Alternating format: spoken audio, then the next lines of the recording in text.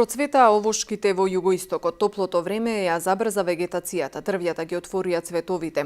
Иако не се очекуваат големи температурни разлики, сепак земјоделците треба да преземат превентивни мерки и да се вклучат во заштита на овошките, сметаат експертите. Нормално, веќе има и набобрување на папките кај некои видови од јаболчестото овоше, кај што први дава листови па цветови, и тука нормално некаде се отворени папките, листовите се во фаза на така наречени глувчини уши.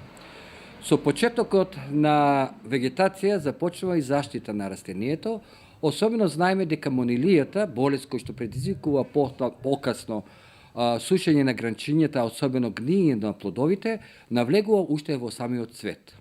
Затоа потребно и се да се употребат фунгициди, кои што всушност имаат превентивна фаза или функција, односно заштита на овошките покасно да не дојди до појавата на самата монилија.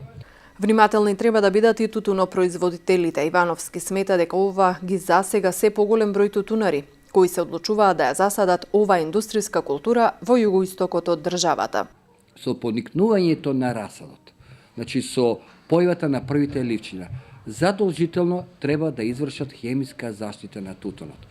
Сведоци сме дека поминаа годините кога тутунот не се прскаше или ќе се прсни со некои ефтини така ради реда препарати, и се потоа вадеше расад.